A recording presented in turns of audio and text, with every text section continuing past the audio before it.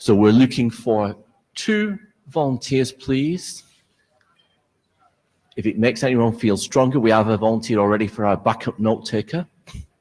So we have one of the 3 people in place, but we do need a note taker and a Jabber scribe to start doing all the fun we're going to have.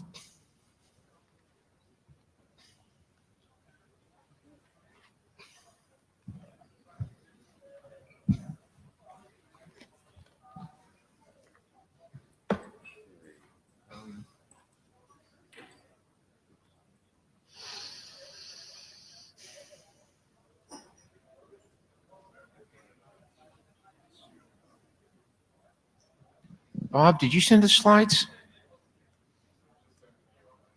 No, okay, well, Gory may have to do that because I think my web filter admins don't like your website, and I can't debug it in the next 10 seconds. Okay, and Gory has Thunderbird running under Catalina. And if you're on the Thunderbird support team, I love Thunderbird, and I know it's not really a supported product, but please can we make it work properly in Catalina? I want the drop-down menus to work. Right, where's Bob? Briscoe.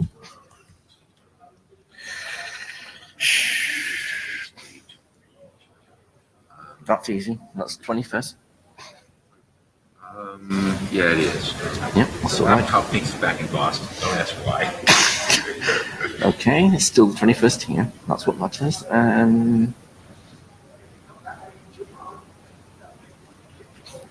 Bob, you sent 2 emails on the email list. Can you? You're just going to send. Aha. Be good. Shall we put up the agenda while we're going? So what we really want to do here, oh, wait a minute, it's that one. You're going to have to do it over there, because that's the laptop. Or you can hand it to me or something. Shall we swap places or something? That'd be more sensible. That as well. Yep. I had not realized who was supposed to drive We what. are a multi-operating system set of chairs here, but we can't simultaneously multi-operating system. Right, I'll get blue sheets. Okay, yeah, I started working on that first blue sheet. Let's go for. Fortunately, power cables are long enough.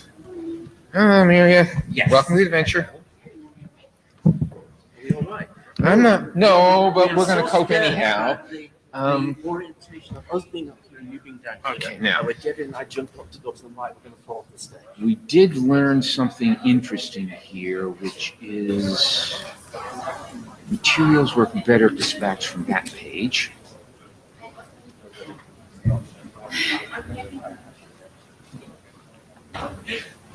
Cool. Alrighty. Alrighty.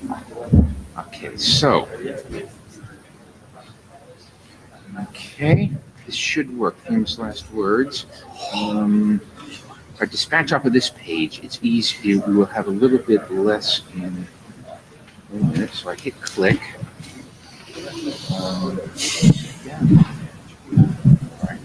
Oh, you're getting stuff. Okay.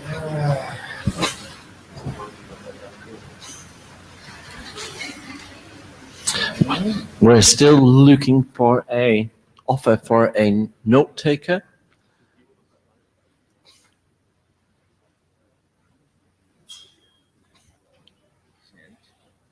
It works. The one just never ceased. You're doing well. Okay, we can start. Let's start. We are going to be short of time in this session because we're going to introduce an extra presentation which we had to skip from the previous session because there was a lot of discussion there. So timekeeping is going to be important, and we'll remind people of that. It may be in your interest to make sure that your talks allow time for discussion rather than get cut off before they finish. So please make sure that you keep to time. Note well, this is covered by the IETF note well. The small print does matter if you haven't read it, including the anti-harassment and many other useful things that are written in here. Please have a look at it.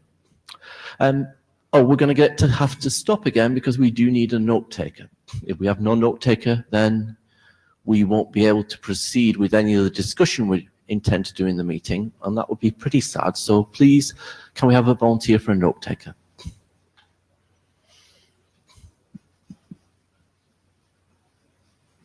Thank you, Stuart. Thank you, Stuart. Is somebody able to sit in Jabber and just check whether there's anything coming up from Jabber? Thank you, Mira. We can proceed. Our agenda for today consists of UDP options. This is a working group item. Stuart? Just want to make a request, since I'm taking notes. When you come to the microphone to speak, please say your first name, your last name, and if applicable, the company you're representing, because if you don't, I will be trying to work out who you are, and then I won't listen to what you're saying, and then it won't be in the notes. Okay, and for coordination, Teresa is the backup note taker, so you might want to coordinate with each other. Okay, so thank you ever so much for volunteering to do things. The DCCP multipath presentation will be taken here. Again, we need to keep to agenda time, so keep moving. L4S will be discussed. The 3 working group drafts will be presented. There will be the issues discussion following that. There's an allocated set of time for that. We will use that time. Please focus on the issues. SCE will be discussed. These 2 individual drafts will be presented afterwards, and we'll take discussion there. So I think these agenda slides have been overtaken by events, to borrow a phrase from elsewhere. I believe that the 2 drafts we're going to talk about here are the Morton SCE draft and the Cheap Nasty Queuing draft. The Grimes TCPM draft is tomorrow morning's adventure in TCPM, but it's been included here on the agenda because if you want to understand how SCE works, you really probably got to read that draft for completeness. David is correct. The QCI draft will get time, and we'll talk briefly about QCI and DiffServ, mainly to bubble up the discussion there because there are other things that will have to go on before we take that one forward. You want to talk? Okay, and we're going to try, let's see, there's normally the last half hour of the session is these 3 drafts. Now, we know we're going to get very, very excited with the agenda items that come just before this, but at some point we are going to call time to try to get these folks at least a little bit of time, even though they're not going to get their 15 minutes of fame. And the last 2 drafts are the spin bit and the DiffServ in-band signaling. Does anybody else want to try and bash the agenda apart from the chairs? Is there anything that we've missed? Excellent, then we shall begin. I'm proxying for Joe. Excellent. Orange shirt's the wrong color, of course. Hi, I'm Gory. I'm proxying for Joe Touch on the UDP options draft. I'm not in this wonderful location on the slide. I'm in Singapore. UDP options is a working group draft. It's progressing. So Luke, at the draft, please. One of the changes was there was a proposed change of status to BEPS rather than experimental. As ever, the chairs have looked at this, but the final decision on the status will come from feedback from this group and our advice from our AD. But there has been that change, so be aware. There were some additions. These 4 additions came directly from the working group meeting last time, so your contributions via email and at the mic have made a difference. Joe's updated it to reflect the OCS, the ACS. Post options must be 0 to eliminate the idea of a side channel, and extended the format allowing more than 255 byte options, which allows for padding type uses. Next slide, please, David.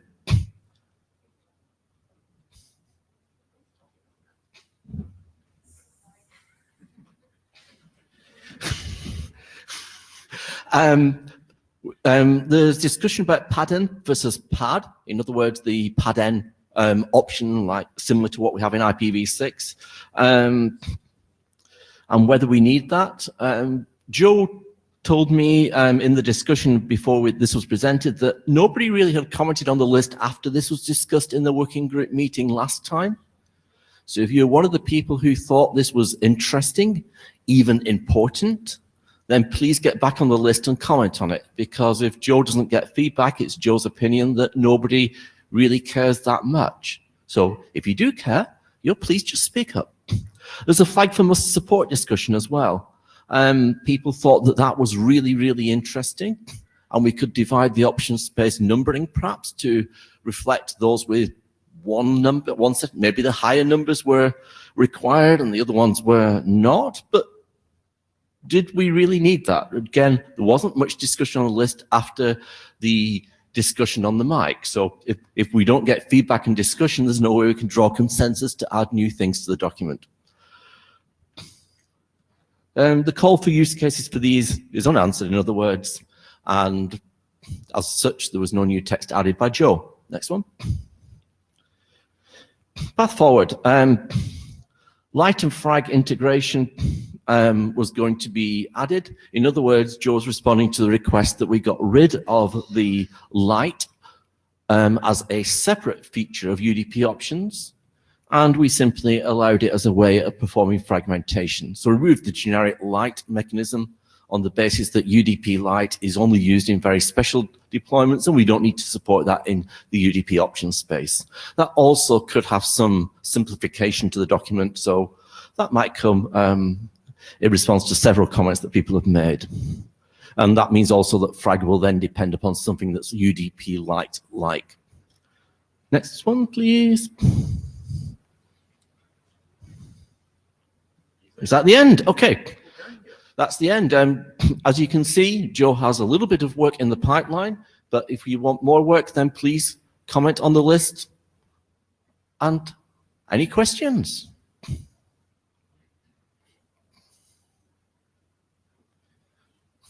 Some questions. Oh no. Any questions on the UDP options work? Yeah, come on. Please use the list. Joe's not actually attending the IETF, which is why I'm standing up proxying for him, so he really needs input from the list if there is going to be working group contributions. Let's try to do 10 minutes if we can. Go ahead. Good morning, Markus Arment from Deutsche Telekom, and today I want to talk about multipath DCCP. I had already the chance at ICCRG to present some results. Some of these results are also part now of this presentation, so I will skip them because of time. And but I want to focus today a little bit on the draft updates we did since last time.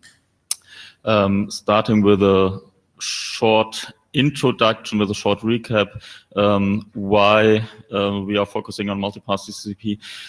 We think there are multi-connectivity architectures already specified or under specification like 3GPP, ATSSS, and also BBF hybrid access, which defines multi-connectivity between CPEs or mobile phones and carrier networks.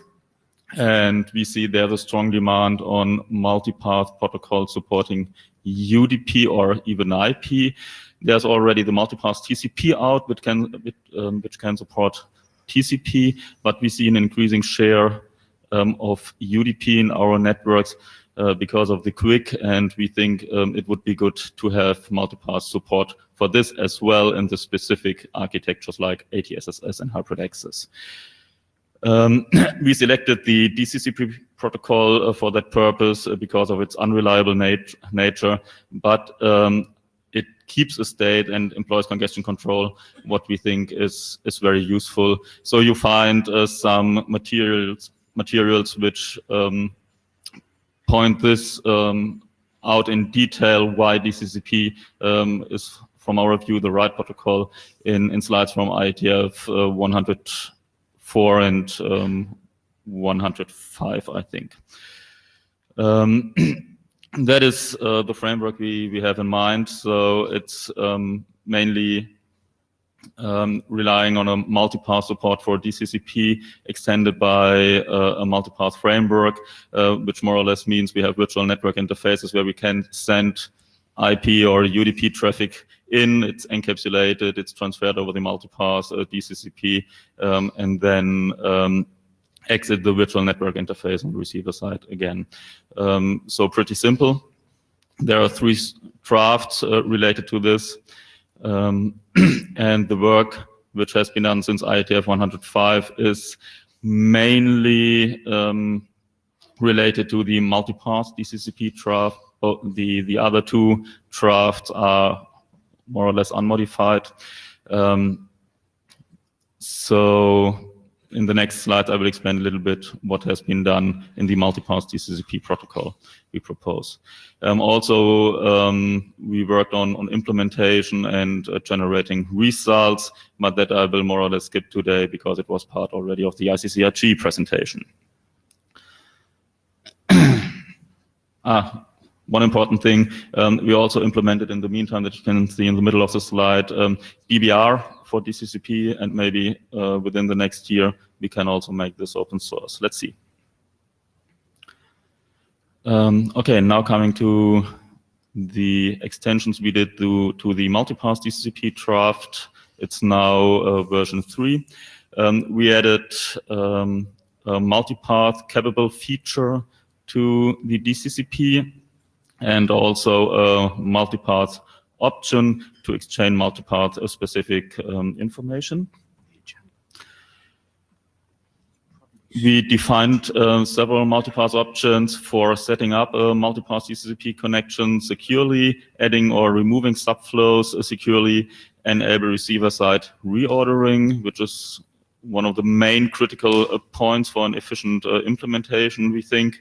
And also giving path priority. So you can see on the right side which options we have defined so far. And also we defined a handshake procedure. I will not go through it in detail. It's pretty similar to multipath DCCP. We think that in multipath DCCP there was defined a mature handshaking mechanism for multipath, so we more or less adopted this. Okay, so that is the part where I usually plan to present some updates on our implementation and results. I will go through it quickly. In the past or in the previous time, we already proved that there's a possibility for seamless handover, keeping IP connectivity when we switch from one access to the others, that you find in the slides from IETF 105. We also proved that it makes sense to have a reordering on receiver side. Again, the details you find in the slides from IETF 105. And what is new now, and I already explained at ICCRG, that we made a setup for testing real traffic. In that case, we tested with YouTube using quick transmission over or through our multipath DCCP setup. We tested it under various path conditions. And the results, or some of the results you can find here on this slide. We proved, for example, that multipath, or our multipath DCCP solution always provide a better performance over single path. We can also deal with changing path characteristics. So in this example, we combined 2 paths with 1 megabit, and we changed on one of the path the latencies after 60 seconds. And in the results, you can see the blue dots, that is single path, or 1 megabit only. And all the other results, red, green, and gray, that are different modes of our multipath DCCP setup, using different scheduler, using reordering. So we have the SRTT, that is pure scheduling, preferring the path with the lowest latency. And then we had 2 scenarios with fixed round robin a fixed ratio scheduler, sorry. It was in an 80-20 setup, and one that is the active with reordering and the passive without reordering. And we see a clear benefit of having multipass DCCP with active reordering on receiver side over all the other scenarios we tested. In future, we plan to extend this test with our brand new BBR implementation, because all the tests we did so far were relying on the CCID2, and we think with BBR we have some benefits over CCID2. But I think that we will see next time. Conclusions and next steps. So our prototype implementation and simulations we did so far shows very good first results according to the demands of steering, switching, and splitting of 3GPP, ATSSS, and hybrid access defined at the Broadband Forum.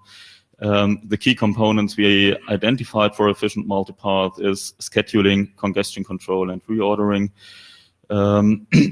We see a possible interference between the congestion control employed in the multipass DCCP setup and congestion control of piggyback traffic that we addressed this time at ICCRG. So I will start some discussion on that on the mailing list soon. We have now a BBR implementation inside the Linux kernel for DCCP available, and we expect very good results using BBR instead of CCID2 related to multipass purposes. Several discussions with operators and vendors have been initiated now in the context of 3GPP standardization, where we make very clear that we believe that it requires multipass support for the increasing UDP share. That does not mean that it ends up in a multipass DCCP setup. It could also be something else, but at least to make the IETF community aware that there is something needed. For that reason, I think the multipass DCCP is a very good thing, and at least the algorithms for scheduling and reordering could also be used in any other protocol. In case you want to support us, you want to contribute, you find all the related multipass DCCP drafts at GitHub. Thank you. Okay, questions? Roland Bless, KIT. Did you implement BBR version 1? Yes. Okay, then you should also consider sending multiple MP-DCCP flows at the same time, because then the BBR model more or less breaks, and this will at least double your RTT and so on. So either do it with version 2 or at least consider that bad things may happen in case you have small buffers.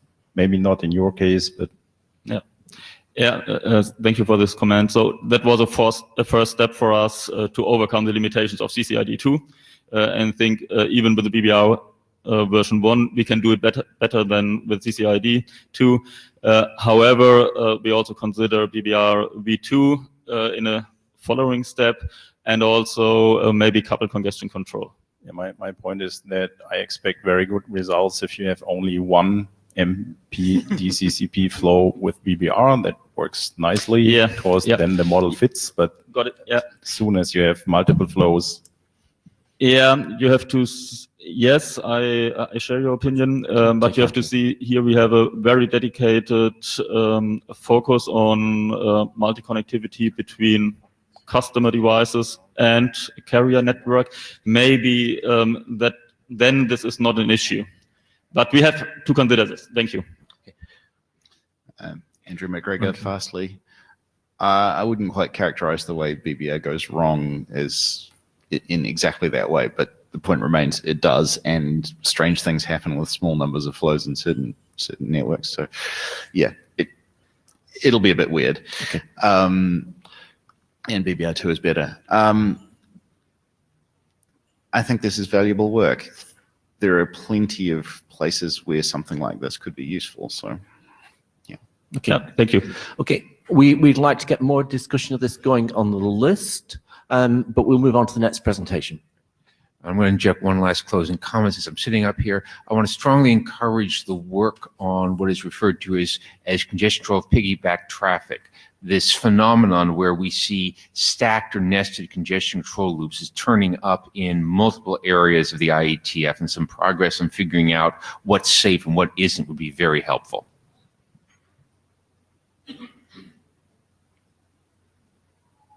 Bob.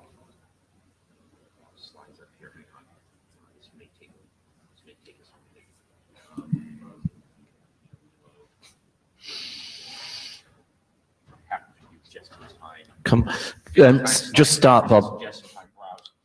Right. Tell us about Yep. your 3 L4S drafts that are working Yep. group items. Okay. Right. There's the names of the 3 drafts. To be honest, this talk is more about status of what's been going on and implementation and things like that than the drafts, but there is a fair bit about the drafts next. Oh, I'll do this. There you go. Okay, so a recap of what L4S is. You don't just Because done this. But that was a different meeting. So it's ultra-low queuing delay for all internet applications, and including capacity-seeking ones. So that means you can have high throughput and very low delay. And the trick is to use congestion control with small sawteeth. What ultra-low queuing delay means is around a millisecond, but also it's very important to get the high percentiles low, so it's got to be consistent for real-time applications, because otherwise, if some packets are late, they buffer to the longest, not the shortest. And without looking at all the detail in here, this was a large number of short flows and long flows, and still getting very low queuing delay. But I won't go into the exact details because we've got a lot more to do today. And the final introductory recap slide is that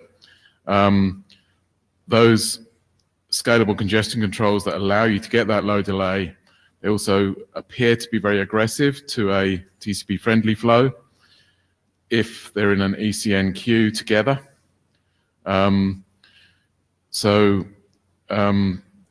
But if they're in a non-ECN queue, that's fine because you get a loss and you can deal with it. But we've got a transition mechanism so that this new traffic can be isolated in another queue, either a dual queue system as drawn there, or a per flowing queue, which I didn't draw because I hadn't got that much pencil. The other transition mechanism is a packet identifier to be able to isolate these flows in this dual queue system, because you can't do it with the flow IDs when you're trying to just do it for 2, or we don't want to do it for flow IDs because you might want to do it in encrypted VPNs and things. And finally, the picture shows there the transitions for the UCN code point we're proposing to use for this solution. Right, and I've now got 4 slides on implementation status. Low latency DOCSIS first. There was a working group formed on this in October 17. Greg's done this useful slide for me. I no longer consult for Cable Labs. 89 individuals representing those companies there. I won't read them all out. You can see them on the screen. So that's, I don't know, something like 20 companies, is it, Greg? I mean, including the 12, yeah. More than 20, yeah. Integrated the L4S dual queue into the DOCSIS 3.1 MAC, and also developed 2 concepts. In fact, if you go to these slides online, there are links for things like the non-queue building traffic and the queue protection algorithm. And all the features are managed to be implemented via firmware update so no hardware updates to cable modems, so it can all be installed on existing modems. And the news this time round, there's been the specs were published in January. We told you that, and there've been. Bob, while you've been interrupted, That's to let my chickens out. that's to let your chickens out. Excellent. Good luck doing that over IPv6. When you say that this work has gone on DOCSIS, did they do it based on the spec that we have here at the IETF? And do they have any feedback on whether that was implementable? In other words, has it helped you or That not? feedback has been put on the list, and that's why, you know, Yeah. the people who were doing it, Dave Pullen, someone else, they put their list of changes they needed in it, and some of it was fed through me directly, and I posted it on the list. Yep. So in other words, it has influenced the RFC to be, Yes, if there is yeah. one. Yeah, And in the DOCSIS spec, it is the dual Q IETF spec is a normative requirement for that. Right.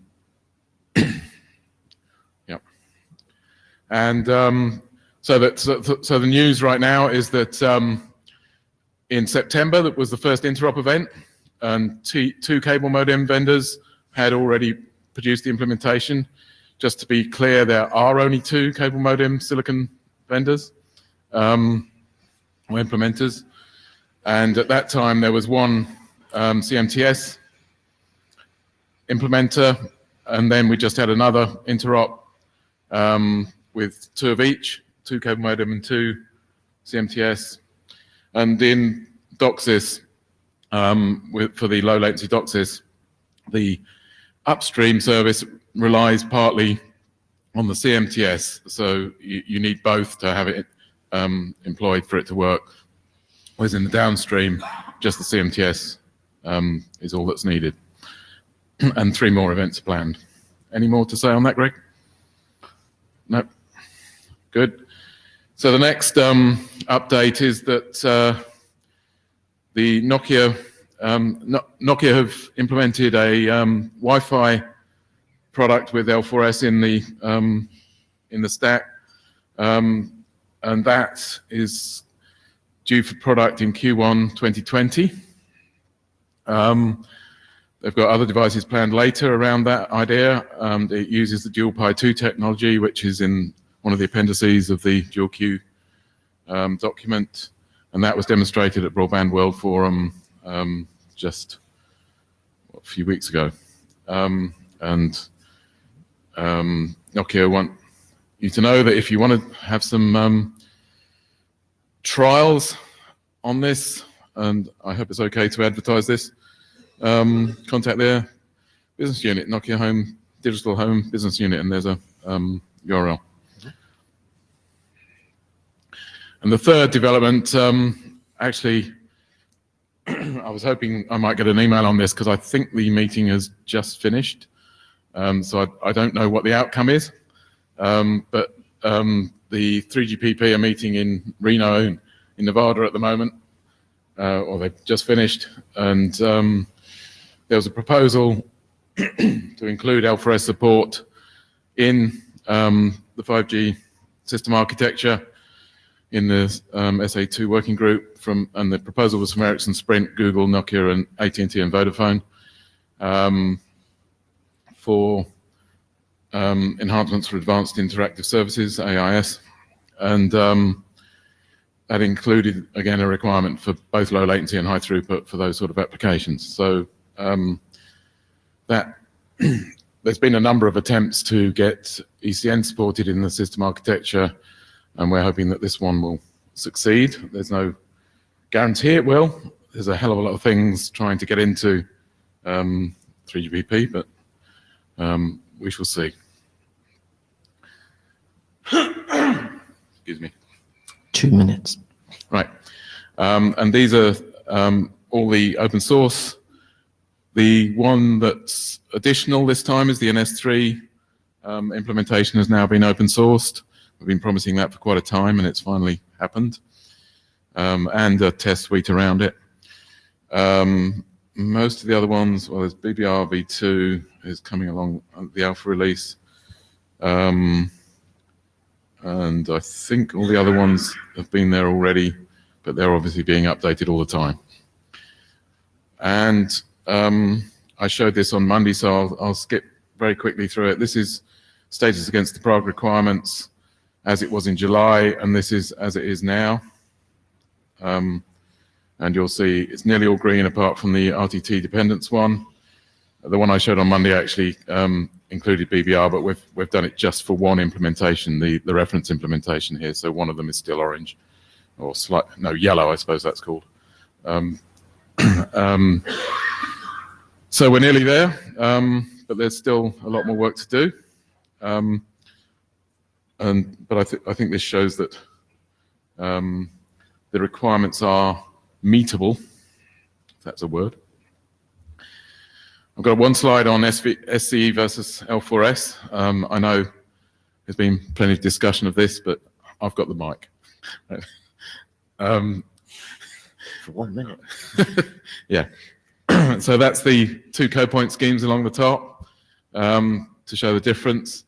And I just wanted to sort of put the main issues there, that the primary issue with L4S is that scalable flows would dominate classic flows in a classic ECN AQM if you didn't have FQ or some form of per flow queuing, with the condition that such things are deployed somewhere, and if the fallback scheme that we've developed doesn't work.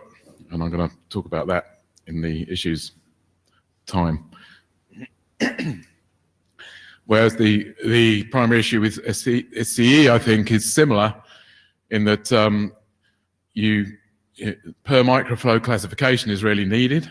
And if you don't have it, I don't think it's been shown that classic won't dominate SCE.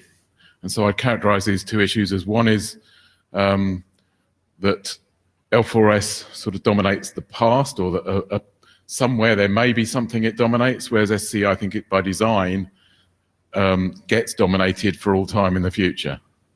And that's why I would have chosen L4S if I'd have seen these two together when we had all the other issues that we were considering about tunneling and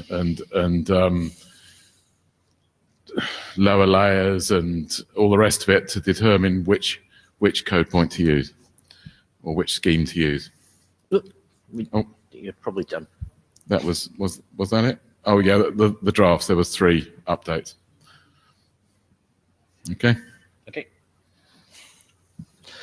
Questions on the drafts and presentation, but not on issues? Then I'm going to get. Okay. I have no idea what we're doing next, David. Can you come to the mic and tell me which buttons to press to bring whatever we need to do to happen?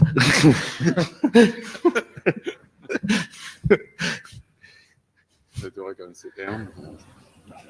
Depends on where we are. Now I've just got a bunch of PCs to look at.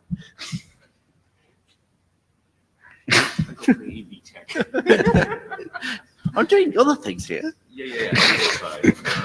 So my agenda says, yes, you sit down, and we have Wes in charge, which means I have David helping me get Wes in charge. So Wes, hopefully, Wes is there. I press the red button and Wes appears.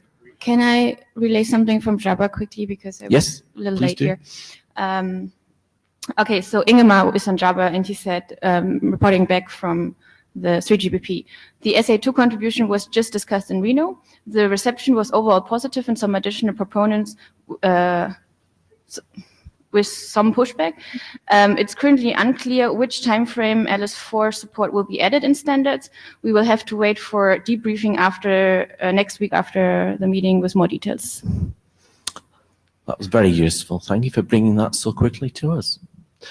Bob, I think you probably can sit down or stand at the mic and help.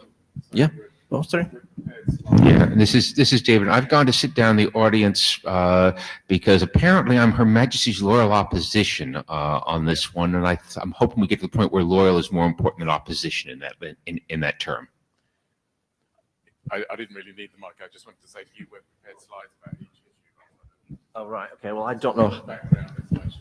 Fine. Okay. I have no idea. I think I hand over to Wes and see if we can actually have a remote chair. Wes, are you there? Yeah, can you hear me? Excellent. We can hear you. Great. Okay. Should I start talking? Okay. Can you see the slides, Wes? Yes, I can. Yeah. So, sorry I can't be there, but I am the document shepherd for the 3 L4S drafts that Bob was discussing. And according to the charter, we're going to be trying to finish these in June of this year. So we're a few months behind, and we knew that this was going to happen. But we would like to eventually get to a working group last call. And so we wanted to take some time in the meeting to talk about criteria for sort of what it takes to publish experimental RFCs on congestion control in the IETF, and what we're doing to work all the issues to closure in the documents so that we can get to a working group last call and hopefully do it successfully and wrap these up. So starting off, it's important. We're not doing L4S for proposed standard or standards track. We're specifically targeting informational and experimental RFCs. Plenty of RFCs exist similar to this already, so this is not like we're blazing a new trail or anything. There are RFCs we can look at for sort of level setting guidance on what the expectations should be. RFC 5033 was brought up on the mailing list recently. It was a really good thing. It sort of lays out things that congestion control specs should be assessed against. And in fact, the DCCP RFC has a good example of going point by point through the items in 5033 and sort of stating why or what's been done in terms of DCTCP with regard to them. And I wanted to mention Quick Start as another example we have of experimental RFC on congestion control. It's particularly applicable because it involves both in-network components. So in Quick Start, the routers are signaling some information about how fast a flow can go. And it also has the end host behaviors too. And so L4S is a little bit of an odd thing because it's the drafts that we're working on in TSVWG right now are primarily the in-network behaviors, and then there are some requirements, the TCP prog requirements that flows that are using the L4S ID are supposed to meet, but we're not actually working on the drafts that describe a protocol doing all this stuff at the moment. So separating TCP prog from L4S a little bit is different between this work and Quick Start. In essence, though, the goal of doing experimental RFCs on congestion control is always to not break the internet. So, we work the RFCs, and there are some open issues and questions usually in these things, and that's why we're going for experimental rather than proposed standard. But it's important that we have consensus, and there are things that are in place in the RFCs that make us feel like we're not going to break the internet.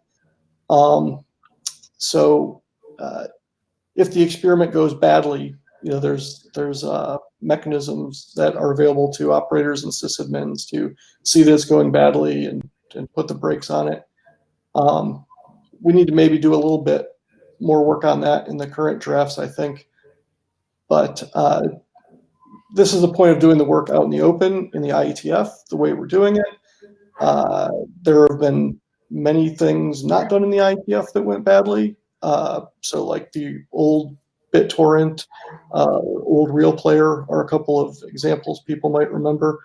That's not going to happen here because we're doing things in the IETF, and we're going to make sure that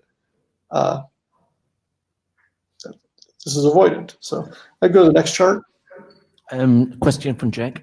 Yeah, hi, Jay Collin. Do we have any kind of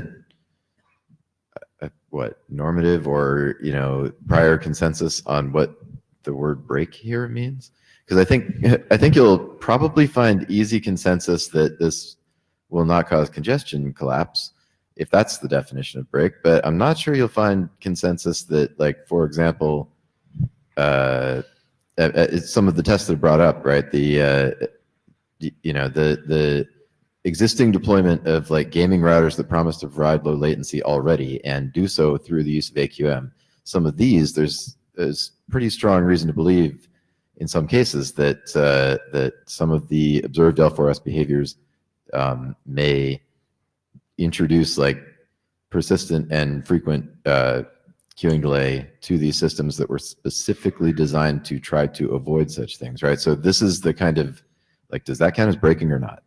So that's where the, like, did you have the ability to observe what was going on that with the L4S experiment, and that was the cause of the breakage, and then easily turn it off? Then you could say, yeah, there was a temporary problem, and it didn't break the internet because someone could manage the problem.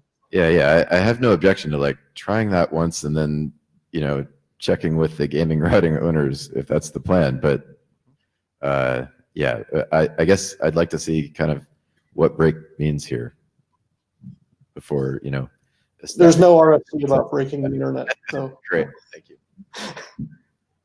Mira, Mike.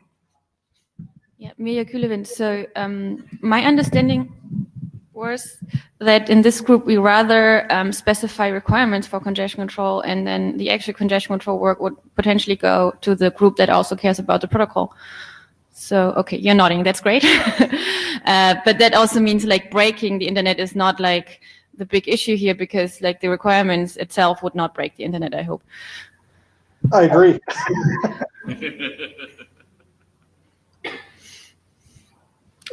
Next slide then. Yeah.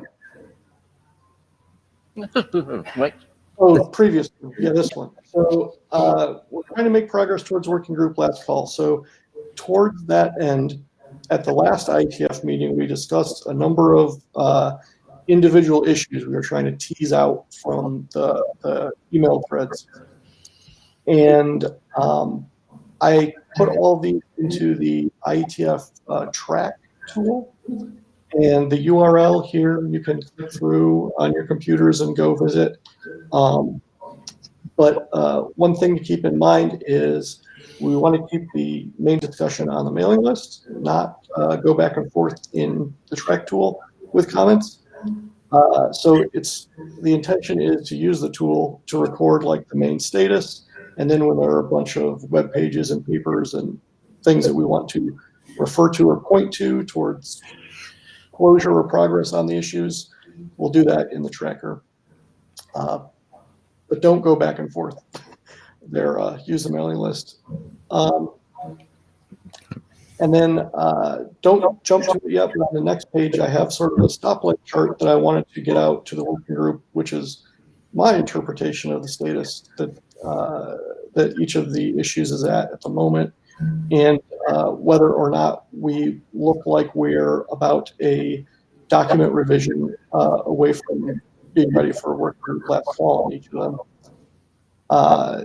And so I would like to, after this meeting, start closing issues in track. If there are some that we're obtaining enough of a agreement on that sufficient work has been done or sufficient document edits have been made that we don't think this issue would block publication anymore. It's not indicating that every problem is solved and that this is the perfect protocol for all cases on the internet. It's indicating that it looks like we've met the criteria for experimental RFCs, basically. And it's just because I click through and close an issue and track it doesn't mean that we can never discuss it again.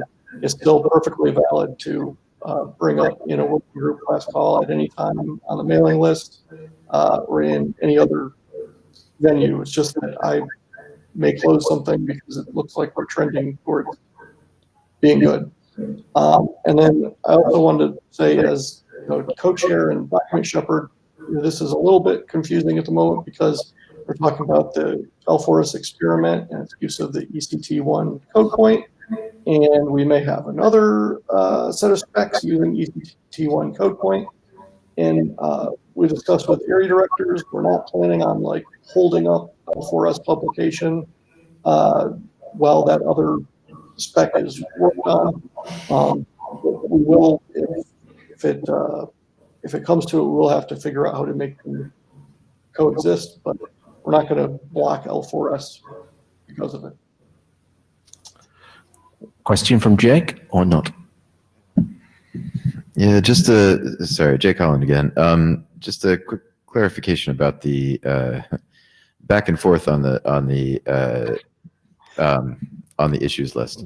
So I thought part of the point of the issues list was that things were getting dropped in these sort of voluminous email threads, and that the goal was to capture the main yes. points to be tracked with the issue itself. So I just, although I am totally in agreement that we do not want circular arguments on these threads and to make them also equally useless, I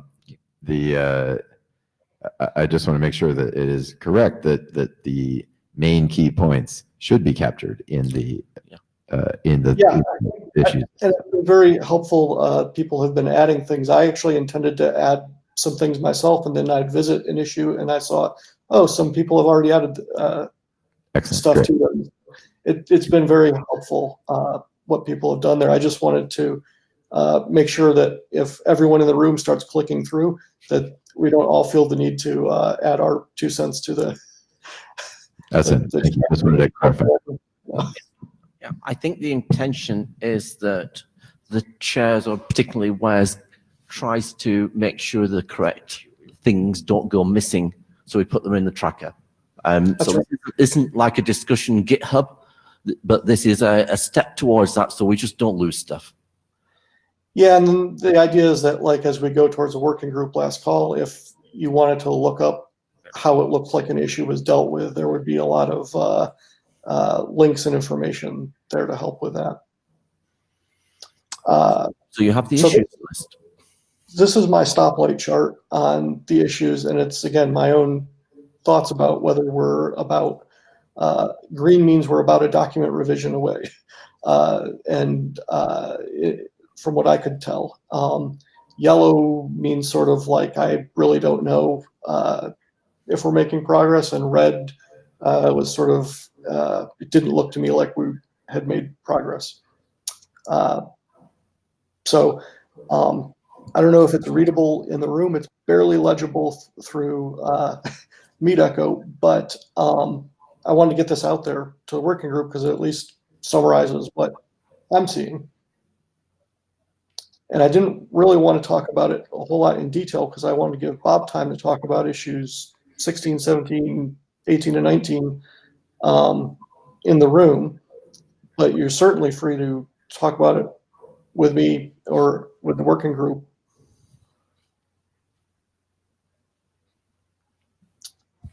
One thing I think is worth noting is that a lot of the issues seem like they're pointing to number 16 now, like the classic Ekin interaction. That seems to be sort of a crucial issue that several others hinge upon. So I think when Bob's talking about that today, we want to see if that's going in a good direction. Okay, so now's the point when we're going to discuss issues. Just before we do it, has everybody signed the blue sheets? If you haven't signed the blue sheet, can you put your hand in the air? Okay, can we find the blue sheets? Thank you. Let's carry on. So we're going to discuss issue 16, Wes? If anybody wants. Yeah, or give it to Bob to discuss. Well, I need David back if we're doing slide changes. I think Bob had first on this. Yeah, right.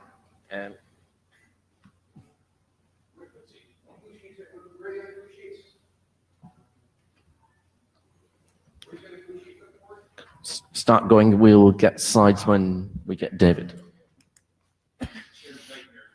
With 3 chairs doing 3 jobs. Back to the slides. Then Bob's presentation slides in the slide deck that we just presented. Yeah, but you should say something anyway because you've only got a small number of minutes. Yeah, the first slide you're going to see will be a slide that or a picture that was in the report, and I think we've shown it before, which is the maximum or the characterizing the difference in rates between a cubic flow and a DC-TCP flow in different. Yeah, that one. Thanks. Yep. In this case, a pi squared AQM. So both of them with ECN capable. If one of them wasn't ECN capable, there wouldn't be a problem at all because there would be loss, and then it would DC-TCP responds to loss as if it's Reno. So this shows something like between 4 and 16 times fairness. And it's difficult to know whether that's acceptable or not. And it sort of depends whether this is happening like all over the internet or in 1 or 2 corners of the internet, maybe. Yes, it's still a pain for that person it's happening to, but it's also only happening when 2 long-running flows are going together, and they're also 2 different flows. So, you know, it's not good, but it's not starvation. They're both stable. They both proceed, and also the other interesting fact about this is that as the capacity for each flow gets smaller, or as there's more flows, the capacity per flow gets smaller. They get more equal. So, yeah, it's not good, but it's I don't know whether we leave it to the floor to decide whether it's acceptable. Comments? Anyway, yep. Is there any comments? Come to the mic. Andrew McGregor, Fastly. That's not great, but it's not catastrophic either. Yeah, it's given the fraction of flows out there that are actually that long running, it's almost like, hey, Classic has just turned into our less than best effort transport. Oh well. Jay Collin, the ones on the left there, is that not indicating starvation for some portion of the flows? It goes all the way to the bottom of the log scale. The line is the mean. The little tick is the mean, and that's the first and 99th percentile. Right, so the bottom end of the 99th percentile goes down below 1% of the normalized flow rate for the competing flow. Is that correct? And that's samples taken every second, not whole flow lengths. It's sometimes I the rate see. was Okay, that low. so the mean represents the entire flow No, the mean represents the mean of all the seconds. of all the samples. Okay, so we don't really know whether it's only where space is left that. Okay, this might bear further examination. The other one I wanted to mention was that I thought the guidelines from 2914 suggested that fairness, a goal for different ideas, was within an order of magnitude Some of these data points cross the line, but Yeah. most of them don't. Yeah. Anyone else? No. Please come to the mic if you do have opinions, because we'd just like to use some of this time just to at least talk about it, if it is an issue still. Marco Koyo. So this is when DCTCP and Cubic is competing.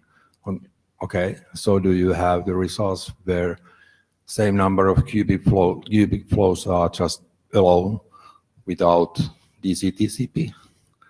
So that is what you should compare to the results in these slides for cubic to see whether there is harm for cubic. I didn't understand how many flows.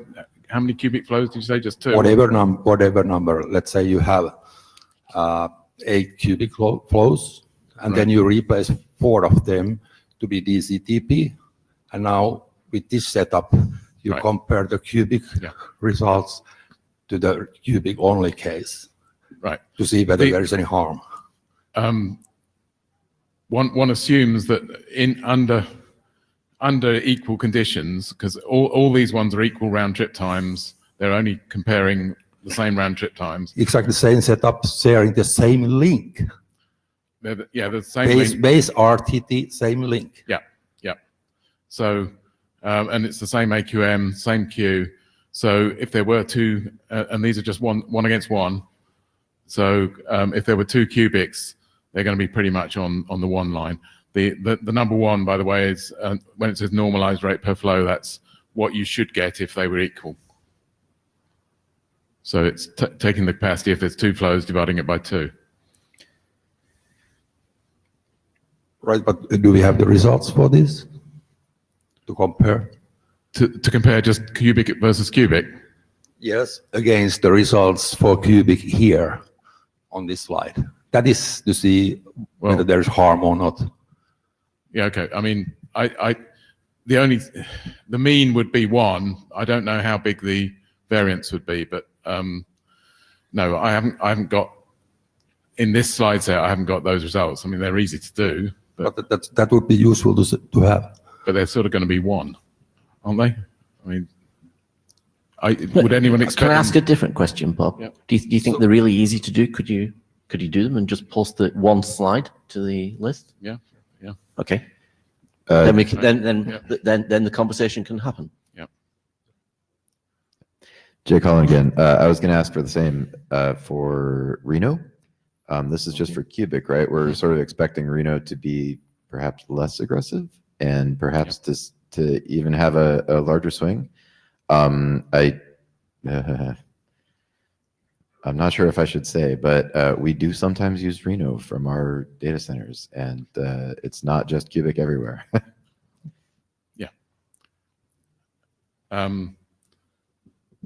Yeah, I mean, we have done experiments with Reno. We can certainly post ones with Reno. Yeah, and okay. So you'll post maybe an update slide after this. Yeah. Okay. Jana Iyengar, just a clarification on this whole line of inquiry. We know this is going to be the case. We know that DCTCP is going to sort of do this with the regular ECN. What are we trying to accomplish by doing all of this work? Are you asking me? Well, I guess I'm asking folks who are asking for more evaluations, and also from the chair, because it is an issue now. Is this something that the question here in the room is not so much? You put these 2 flows in a single queue, DCTCP is going to kill the other one. Fine. How slowly does it die, or how badly is it hurt? Is that an interesting question for us to be asking? I do want to just point out, as I've said before, that starvation usually means something ratchets down and down and down and gets nothing. This is they're actually reaching a stable state, these 2, and there is progress in both of them. So it's not killing it. I know. As I said, it's 4 at the ends and about 16 in the middle. But we're talking here like the 40 meg in the middle. So Okay. I don't know, 1/16 of 40 is So- not an insignificant amount Right. of bandwidth. So rather than discuss whether we've got that, is there another piece of data that we really want to look at? If there's easy things to do, we can add it to the slide and we can finish this discussion. If there's something very specific that people are asking for, please ask. But Andrew's question is relevant. Yeah, What are we going Andrew's to do is- with this information? You know, do Well, we you have a told me target? you told me it was easy, and if this is the only issue that people are raising, then I take this as we add this and see if people say, "Oh, that was easy, that's done." 'Cause, I mean, this is We're heading important because this is really the only intractable issue, with L4S that SCE was invented to solve. And if it's not an important problem, then, but how do we know what's the consensus on whether this is important or not? Where's the line? Where's our target? What are we trying to do? I'm sure Wes will say something when we've got this conversation through. Does anyone have any more things that they want to kind of say needs to be done in this evaluation? No, but I do have something I want, Andrew McGregor, fastly. I do have something I want to point out, was that if we do this exercise for cubic versus cubic or Reno versus Reno, we're going to get numbers that are somewhat less than 1 because they will fail to fill the link. So we'll get numbers somewhere between about 0.5 and about 0.7. So that's really the bar, right? That's really the bar for it's actually working okay. Here we're filling the link, so we get more total, close to filling the link. You can never fill it completely. So, yeah. Okay, so we need to close the mic soon, but please comment on this specific thing. All right, so Peter Heist from the SCE team. I wanted to answer the question why we're doing this experiment, and that is because there are many RFC 3168 AQMs in deployment today. So we want to demonstrate what is actually going on so that we show and not just talk about what could possibly happen, because it is a serious issue. But I did want to ask, I didn't know if it came up in this issue or 17, but you have resolved some of the initial latency spikes that were due to the alpha in TCP prog, the initial alpha value. Yeah, that's issue 17. We've got that coming. But if we take this along on everything, Okay. So if there's another 3 or 4 slides about this. This is just the problem slide. Now we've got the solution coming up. But I do want to pick up on you saying there are a lot of 3168 routers about. We're talking here about single. These are all in a single queue. If it's an F queue, you don't get this problem at all. Jay Collin, just to speak to the point Jana asked about why do we want to know this, I would like to say that I am far more interested in how well does the classic queue detection work. If you would do that instead and show that this goes away when it's functional, then it would make this moot. I think what this serves as is a baseline in case it doesn't, and to be able to show the difference. And we don't actually need it if we don't, if the classic queue detection works for, both against Reno and against Cubic. Yeah. And I've got bad news for you. As I said in the previous meeting, Assad's been ill this week, so we haven't actually got results on that. We've implemented it, but we haven't been able to test it in the time we've had here. Right. But I'm going to give Jana a chance to say something short, and then I'm going to try and get Wes to say what he wants to do with the remaining time. Wes looks very eager. That little blue thing is really moving.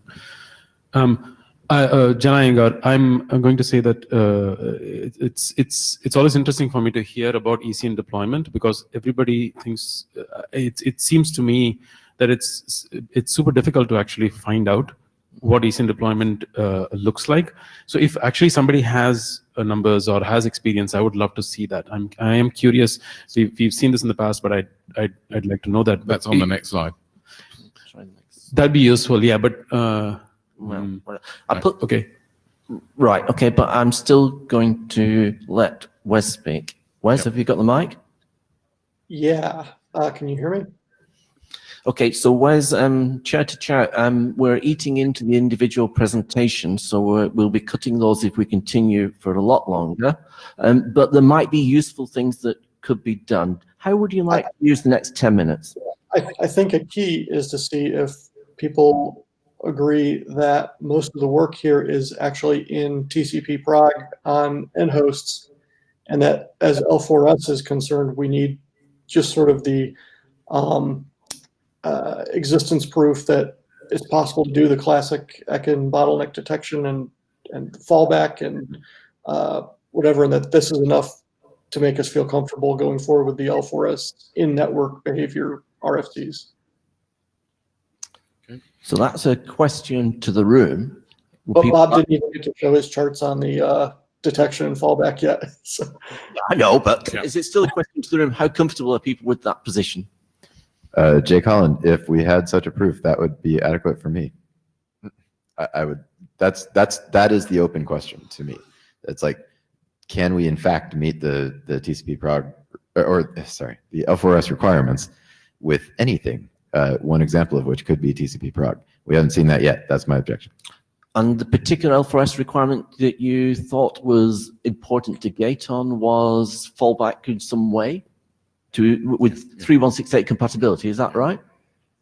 Yeah, nodded yes. Okay. This slide is holding off one more slide until we get to the design of that fallback, just to talk about, because this issue is both about the prevalence of the problem and whether there's a solution. And where we asked Padma, who presented this stuff in a MapRG some years ago now, to dig into the data, and she did remember that she had looked into the highest point there, the 30% in Argentina, and traced it to a particular ISP. So we found someone in that ISP, or Greg did, and they had a look and they said, it looks like we're overwriting the TOS byte with hex 17. And so they seem to be doing that on all of them. So that could well explain that 30%. Mm-hmm. Well, yeah, I like that data, but I'm not sure it's the right place to dig at this moment, isn't it? And that's why we started doing the work on TCP prog, because I thought, no matter how much we find that there isn't any single queue ECM, we're always going to get the complaint there might be. We can't prove the existence of the non-existence of something. It's in many of the routers I have as a configuration option. So. Yeah. Right. So Wes, is it on? No, but it's there. Yeah. Wes, what do you want to do next? I think we probably should move to issue 17, Bob. Well, I mean, there's how the design works for issue 16, and then issue 17. I was going to skip over because it's sort of pretty much done. Yeah. Skip. No, I was going to skip 17 and not 16. Okay. Well, you're not going to skip 16. Yeah. No. But this is about what? This is about how we have designed the solution. But you haven't. Have you got data showing this? No, we haven't. No. Okay, then it's in the slide deck, Bob. I can skip it all. Yeah. Yeah. Okay. Right. So then, right. Very briefly, issue 17. Do you want to go to that? Just why I reckon we can skip it. I'm going to try to click it. Did I? Yep, right, that works. Right. And 16. Usually just point and grunt. Oh yeah. 17. Yep. So that was a copy of the problem statement from Pete, I think. I'm not going to read all that out, but it was essentially saying that, excuse me, that there's this case where quite often a cake router is set up so that in the downstream, the home router at the end of the downstream end of the link is made to be the bottleneck, slightly less than the capacity than the FIFO at the top of the link. And they were concerned that there were measurements showing that TCP prog was giving this huge period of congestion that was big enough to push back up into the FIFO. So next. Well, okay. I mean, so do they still hold that belief? I do not believe they do, because if you just show the next one. Yes. What happened there? Yeah, well, I realized this was coming. The bottom of the oh no. No. Just tell us. Right.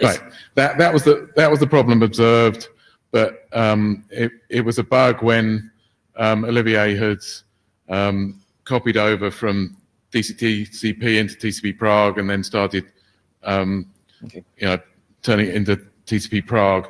he'd one of the initial parameters for where the EWMA starts was meant to be at 1 or max, and it was set to 0.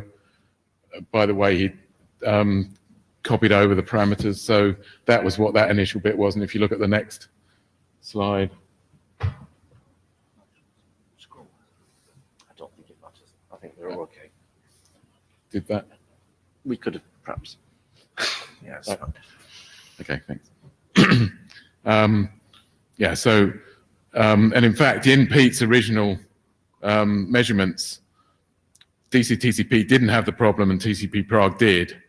And it was because we'd introduced a bug in TCP Prague, which once we realized those two differences, immediately found it. And then if you look at the next plot, it's, Yeah, that's where I need to scroll. you can just see, yeah, that's it. A little bit further down. Anyway, Yeah. you see the the delay is on the right-hand side. If you can read that, it's about, that spike is about 150, but the rest of it is about, I don't know, 5 maybe, on the TCP flow and hardly anything on the ICMP.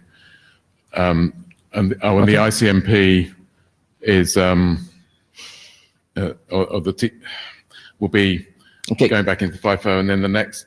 So essentially, the problem's gone away. And if you look at it, the next plot, it shows essentially other congestion controls have the same size spike. Right. So this one seems really clear, Bob. I'm wondering if, to save time, we should just go straight to the year one on the loss detection and time units, where you have ways forward, because I think that would be helpful to get feedback on. Right. Okay, so we want to take comments from people. I mean, Bob's spoken, but comments from the floor on these two issues. And yeah. All right. With respect to the initialization of alpha, I believe that is basically, oh, this is Jonathan Morton, just to reclaim. Okay, initializing alpha to 1 essentially means that we have a multiplicative decrease on exit of slow start. Isn't that right? Mm-hmm. So what happens when you have a sudden decrease in effective path capacity after alpha has stabilized to the steady state value? Right.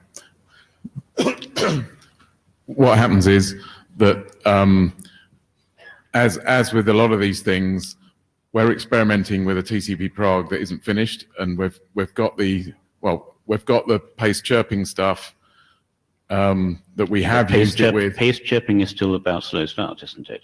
I'm talking about after slow start has gone away. It's not. No, we've got pace chirping and excuse me.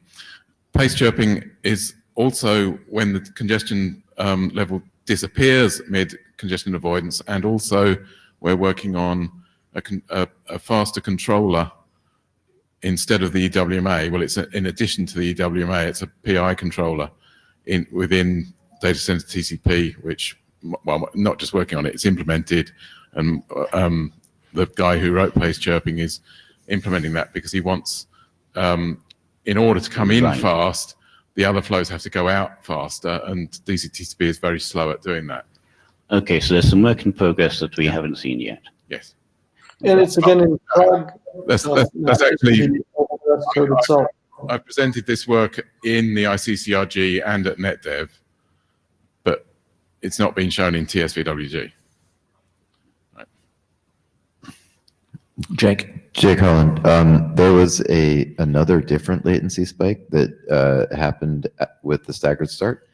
Greg made a statement on list about this is a different thing. I was less clear, or I didn't see that analyzed. It looked to me like a similar issue, but I agree that it can be fixed by fixing 16 probably, or I'd like to see it demonstrated. So, Greg White, Cable. I think the issue you're referring to is the same one that Jonathan Morton is bringing up, that if TCP Prague is in the steady state with a small value of alpha and in an FQ system, and another flow starts up, that the FQ coddle doesn't give enough of a congestion signal to meet the expectations of TCP prog and cause it to reduce its congestion window as quickly as it could.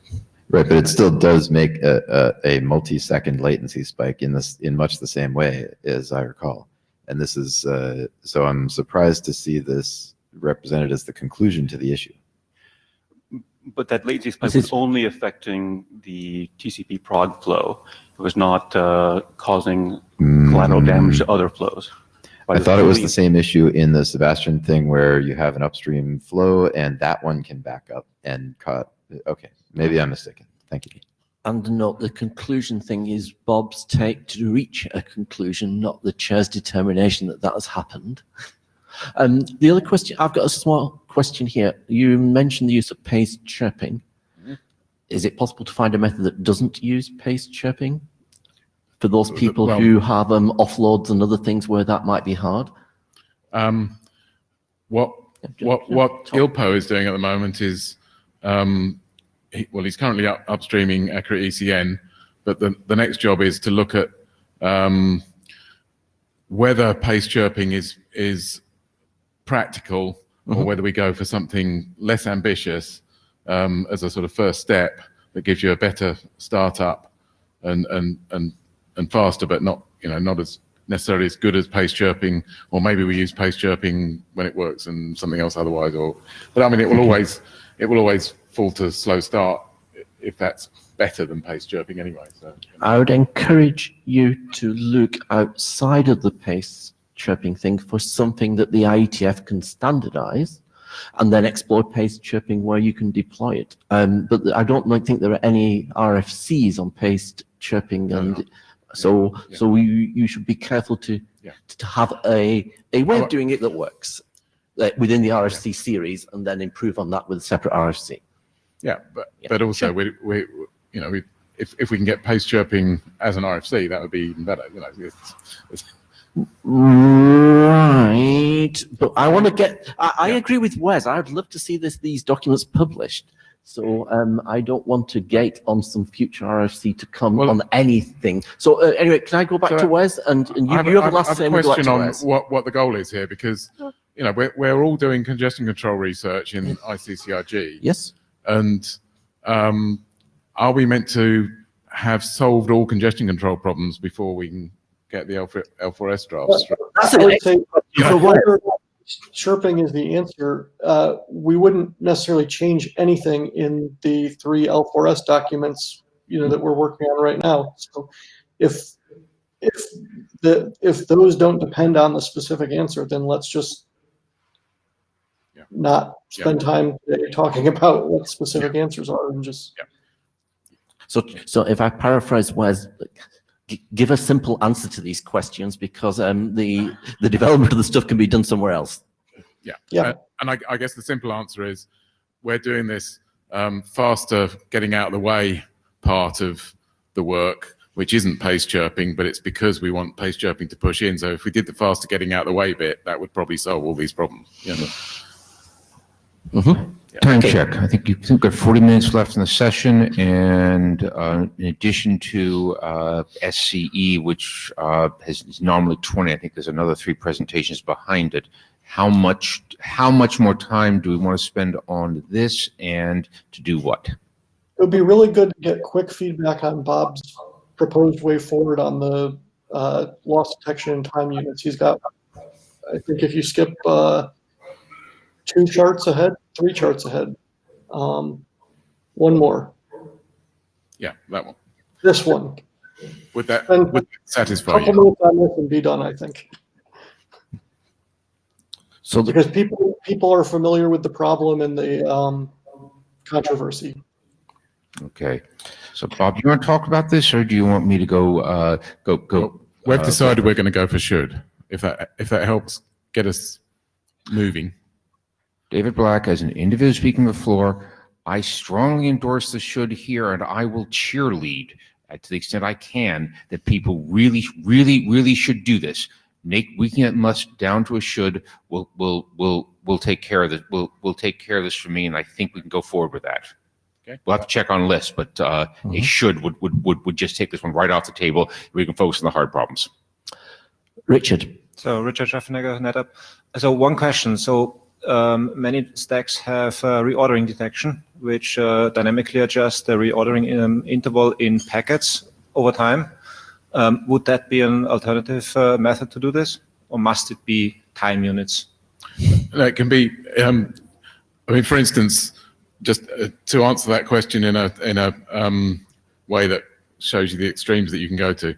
If you did 3D pack, but you paced your initial window, for instance, if you did 3D pack for your initial window and then moved that towards time, using time later in the flow, the 3D pack would be in time because it's 3/10 of the round trip time if you pace over the round trip time. Do you see what I mean?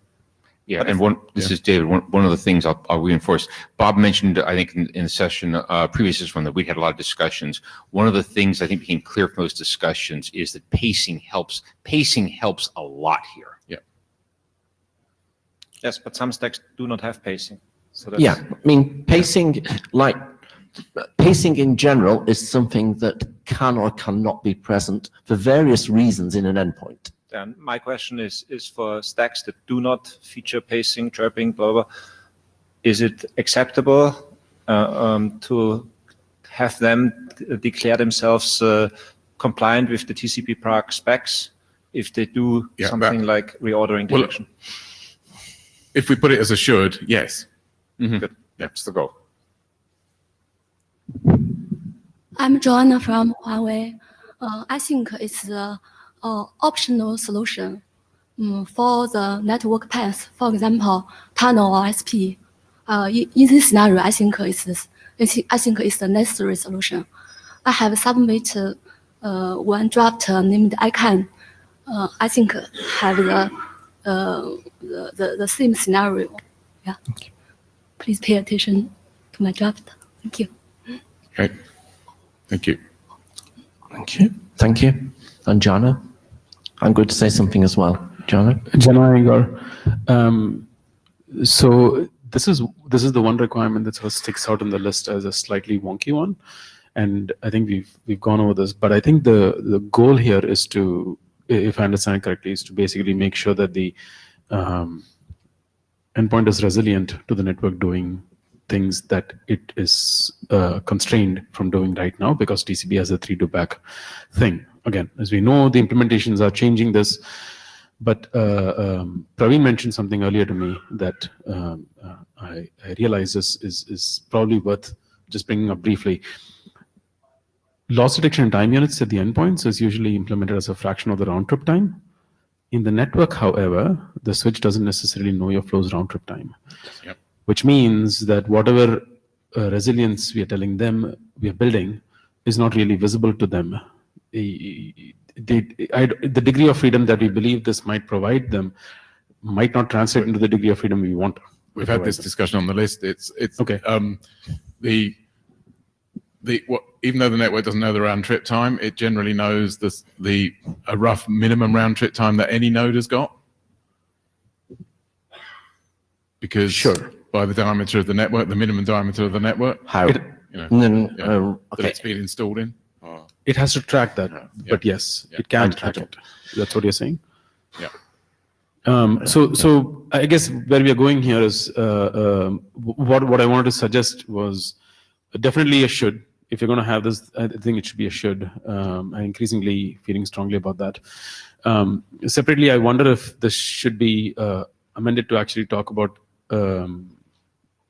endpoints being resilient to reordering in the network beyond the 3-packet limit.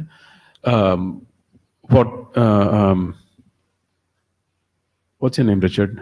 Thank you. Yeah. Richard. Yeah. What Richard said, sorry, it's Thursday morning. What Richard said is appropriate, that if there are endpoints that are doing packet-based reorder or doing adaptive packet-based thresholding, then that's also good enough. Basically, what you want is the endpoint to not fall over if there's more reordering in the network. And I wonder if there's a better way of saying that rather than saying loss detection in time units. Thank you, Jana.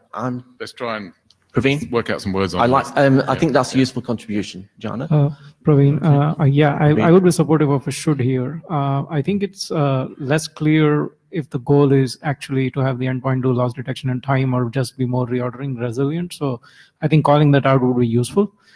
Second thing I would like to say, the current transport specs are not enforcing the dynamic reorder requirement. So it might be static, right? So unless we change the transport specs in TCP and Quick to say that the reordering should be dynamic, either in packets or in time.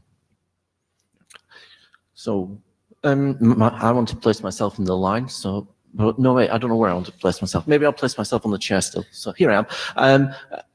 As a chair, I find it difficult for us to relax the reordering constraint in the internet layer, unless we write a specific draft that does that.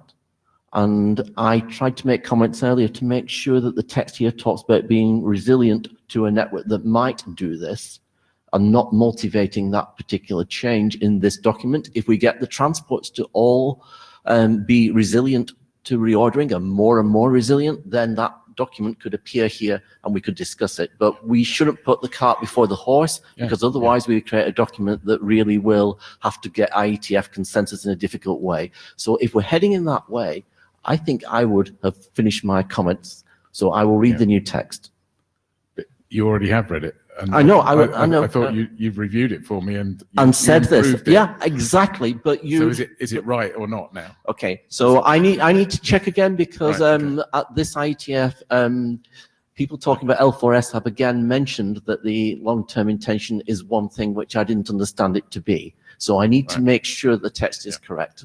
Because I mean, I did work out a way of saying it without implying at all that the network was going to change. It was more that if the network stays as it is, and the hosts will keep to this. You know, I worked out a way to do it that I thought satisfied you. And well, I think a bunch of us need to bash the text offline. I will probably have some concerns about the specific text, but let's bash it offline. Yeah. But we seem to have a reasonable way forward on this, I think. Okay. Wes, would you like to comment on this? And have you got anything else? Other prisoners their time. Excellent. Good. We should spend some time on our remaining documents. We have 1, 2, 3, 4, 5 individual presentations in 30 minutes. And we will seek to do what we can. But if the authors help us, that would help a lot. I think we'll take Jerome's QCI thing very briefly as a point of information so we know where we're up to. So, well, okay, but I was hoping to give the rest of, okay, fine. Okay, we'll put a C and a CA if you want. Yeah, that's fine. While you come up, can I just... Are we doing SCA? Yes. Okay, we'll take SCA. Your time limited to 10, including questions, so 5 for presentations.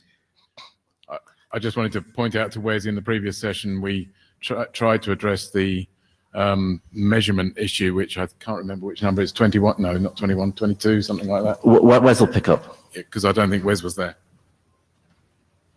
Boy, squeezing this into 10 minutes is going to be tough. Which one do you want to focus on? Or you just want to go through your talk, yeah? It's fine. Yeah, I think we'll go through the talk. I wanted to spend a bit more time on these early slides, since I think a lot of the information was also presented at Montreal, but seemed to get lost when it filtered through to the mailing list. So let's start with the NAT's eye view. Some congestion experienced. RFC 3168 left a spare code point in the ESEN field at the low end of the TOS byte, and one of its suggested uses back in 2001 was an indication of mild congestion, with a CE code point showing severe congestion. That's exactly what SCE is. We're just filled in a few details about how to make it work in practice. One such detail is in how to get the ACE feedback to the server, to the sender where it's acted upon. We propose using a single reserved bit in the TCP header, as shown here. Originally assigning that bit, obviously assigning that bit as a TCM TCP/M working group matter, and Rod will talk there about it tomorrow.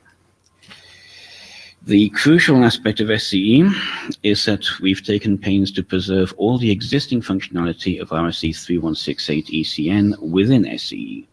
This means that ECN and SCE endpoints and middle boxes are completely interoperable with each other by design. This makes incremental deployment considerably easier. What this achieves is an end to the perennial trade-off between link utilization and queuing delay. The basic cause of that trade-off is the traditional congestion control sawtooth. If the peaks of the sawtooth are kept at low delay, the troughs will be somewhat below link capacity. SCE replaces the sawtooth with a continuous cruise control feedback loop. Next slide, please.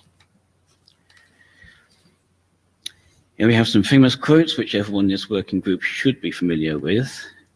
I'd like to draw attention to simplify, then add lightness, quoted by the founder of a very successful racing team. Next slide, please.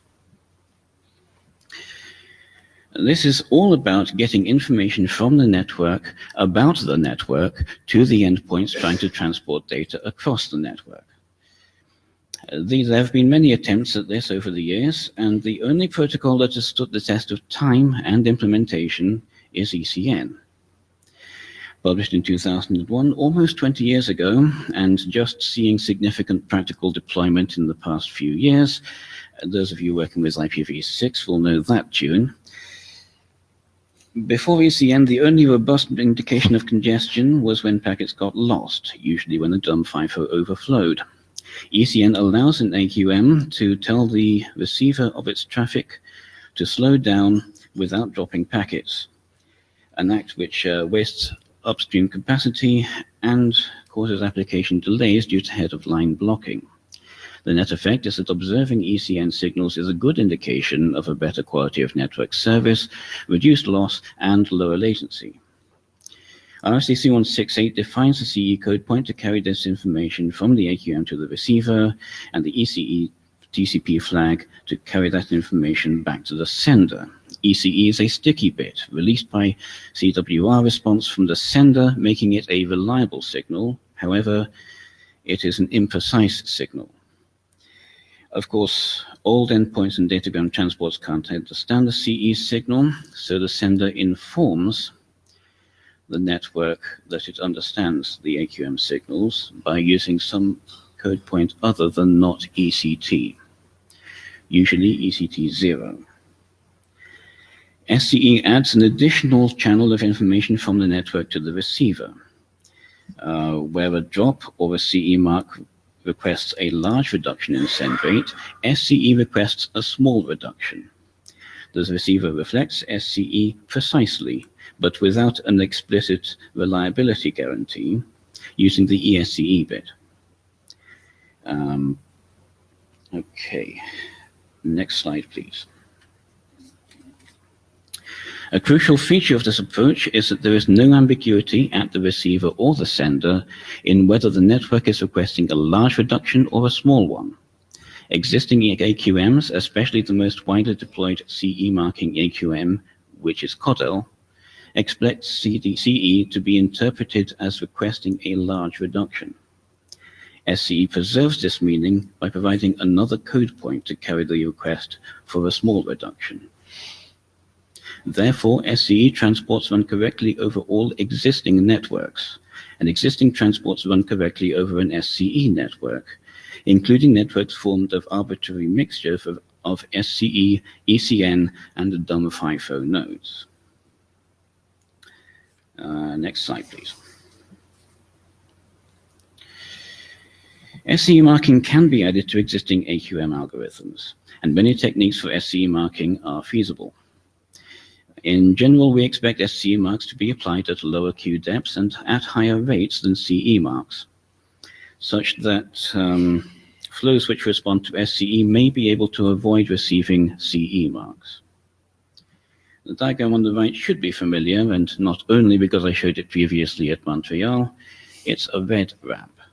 which we initially used to add SCE support to CODEL-based AQMs. More recently, we've started using CODEL for SCE marking as well, which tends to improve SCE's performance on bursty paths in the same way as CODEL works well on bursty paths. Question from Stuart.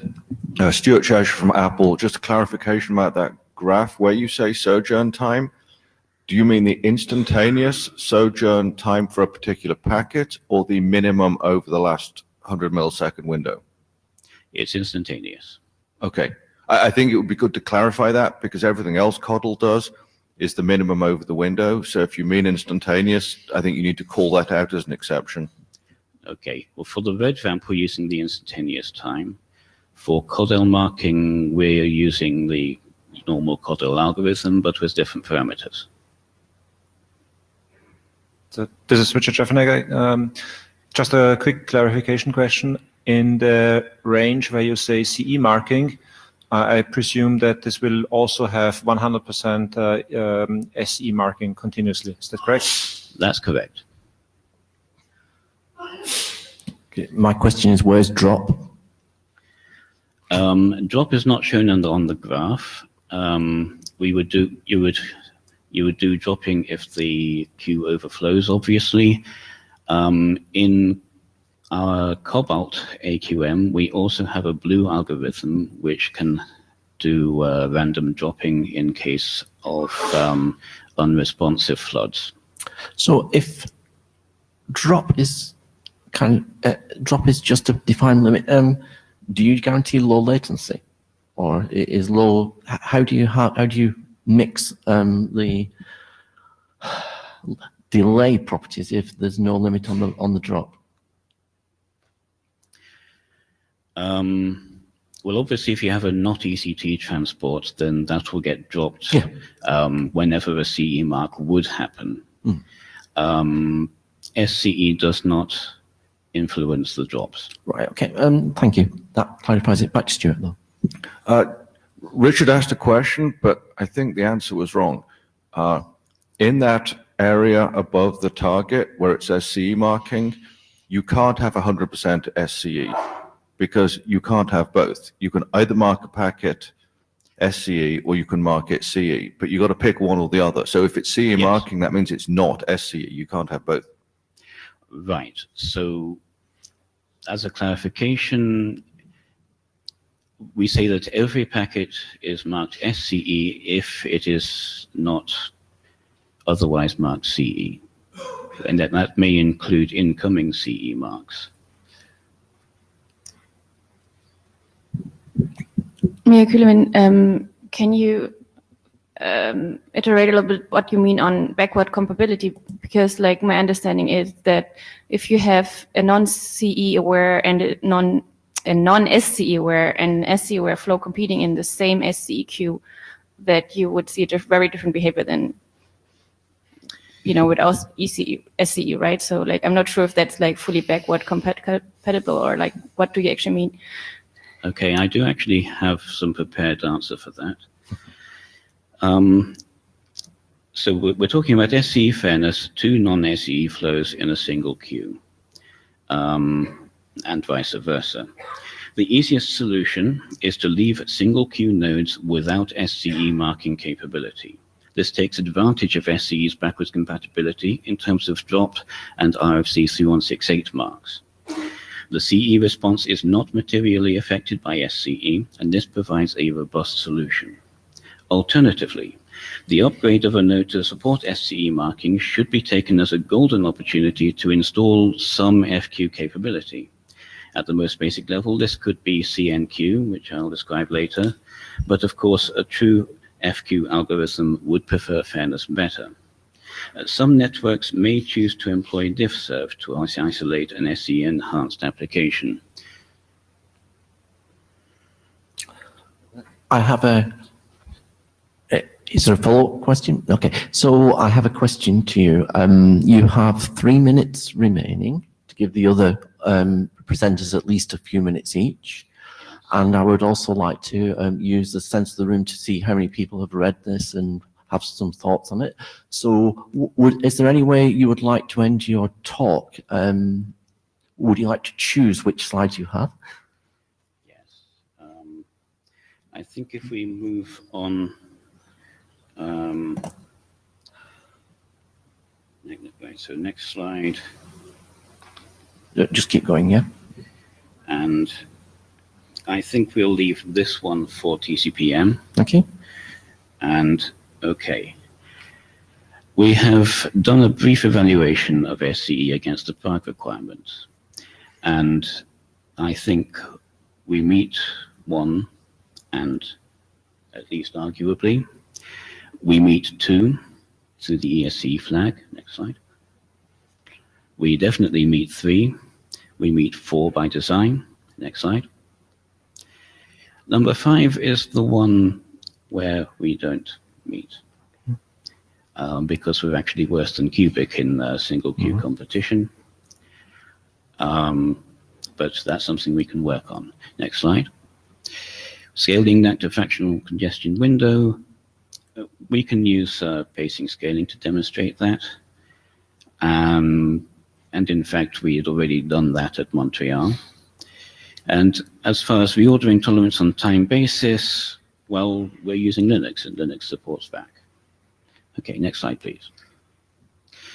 And there's a brief summary of our progress since Montreal, which I think I'll skip over today, except to say that we've begun an evaluation of SCE according to ROC 5033, which will continue. Next slide, please.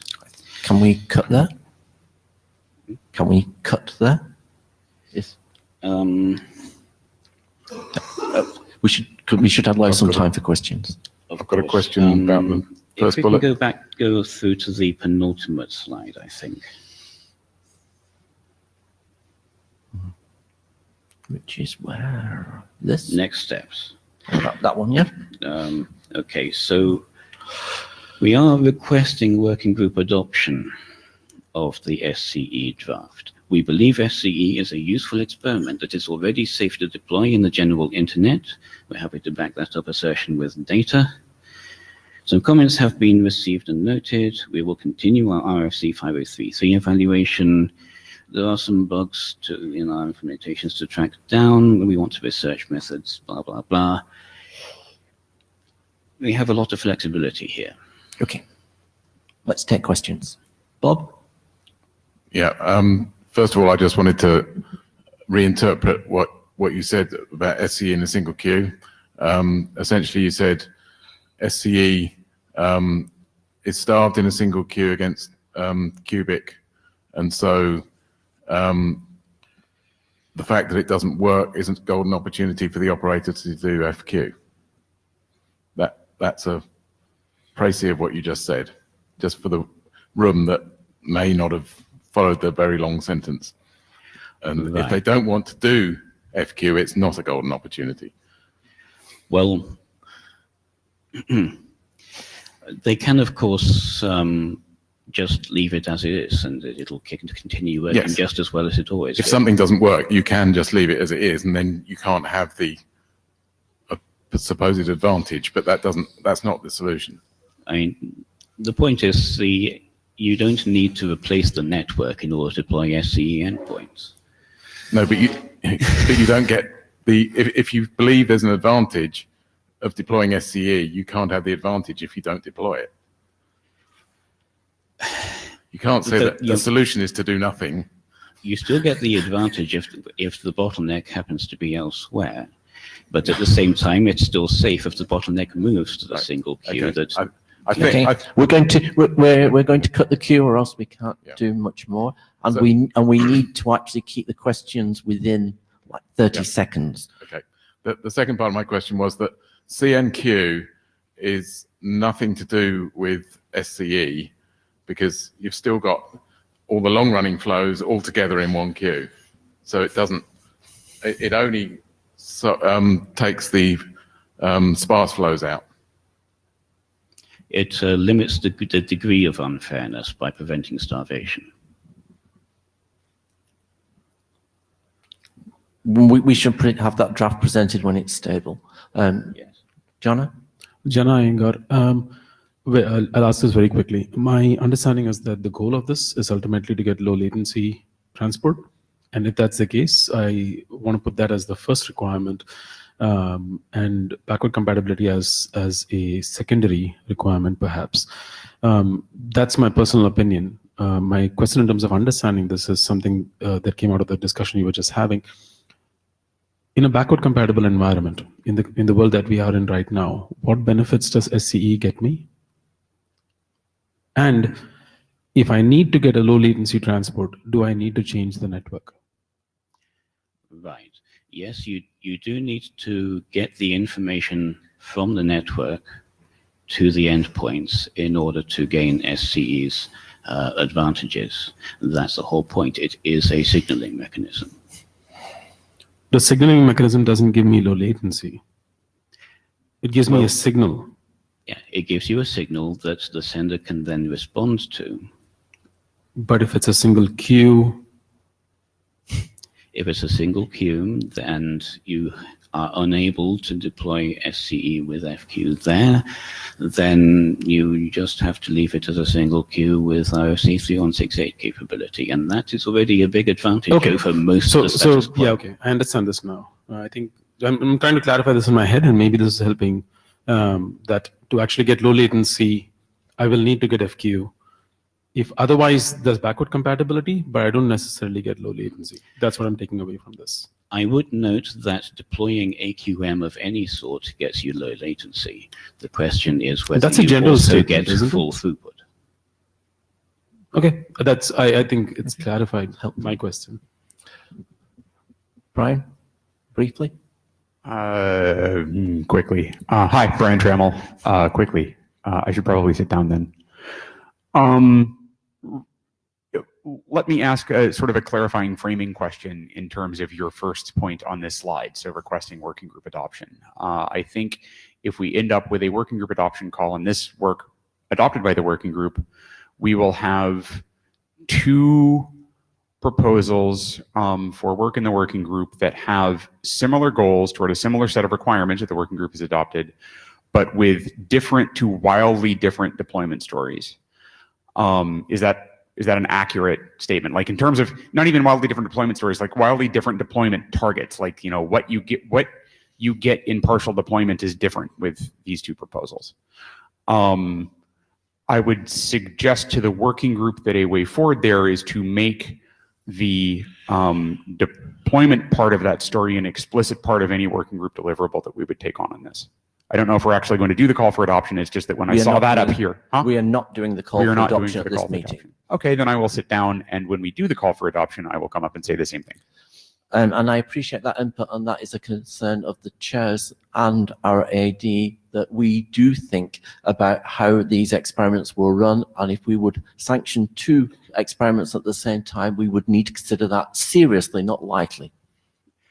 I would say beyond that, which is, you know, is absolutely a serious concern, is you also want to talk about the incremental deployment story and the transition story for the deployment of these beyond the experiment, because that's where I think that conflict comes in and it gets even hairier. And also the non-deployment, as in what happens when we want to retract the experiment.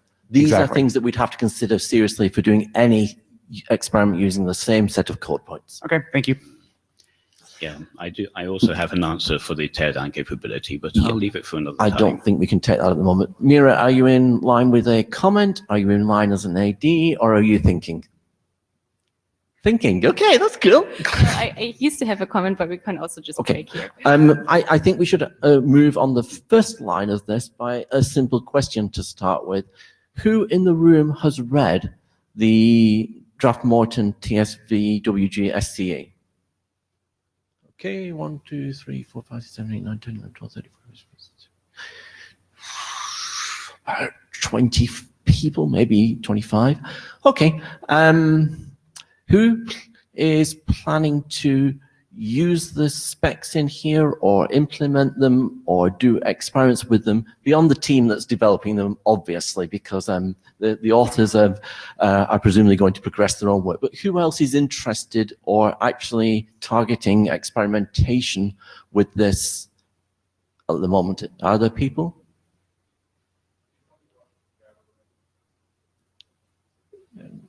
Somebody will be. 1, 2, 3, 4, 5 in the room. Okay, thank you.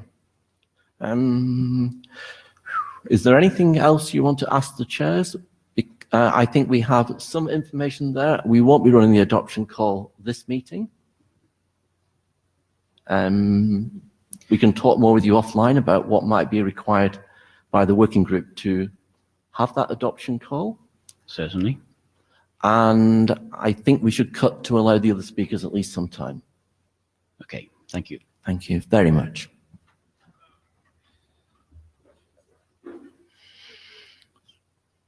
We're going to take comments on, can we take the QCI draft if anybody in the room wants to talk to that?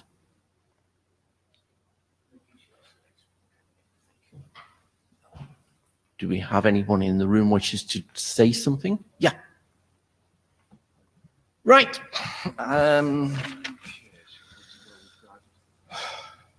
We go for the spin bit for.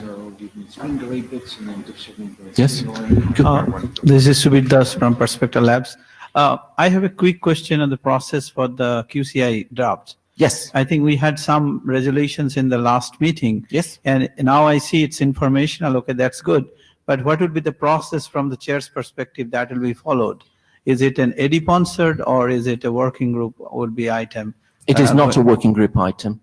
Okay. At the moment, we will have to discuss, and we don't have input to discuss that, and we will also check with other people about the interest in this, including 3GPP, who is impacted. So we will not make that adoption call until we have consulted with people, but we're encouraging people to read and work on the document to make it better. Okay, thank you. Can I have the remote control? You may. We can't give you a lot of time. You've only 3 Okay, minutes. I'll try to be really quick. I'm Fabio Bulgarella from Telecom Italia, and we developed some solutions to improve the delay measurements that is done using the spin bit. I'll be really quick in this part. All of you know, I think, the spin bit working mechanisms. We added an additional bit, the delay bit, that is used to try to solve these 3 main problems that can be found on the spin bit mechanisms. The first one is the packet loss that tends to cause the wrong estimate of round trip time. And the second one is the reordering of spin edges that cause the creation of multiple spurious edges. And so the multiple observation of round trip time per spin bit period. And the third problem is the introduction of holes in the traffic flow done by application limited sender that in this case can cause some delay in the edge reflection and so the wrong estimation of the round trip time. With the additional delay bit, we solve this problem. It's a single packet that bounces between client and server, so the measurement is done using the time of 2 consecutive delay samples. Okay, okay, I'll go directly to the second mechanism. That is the one where we want to focus.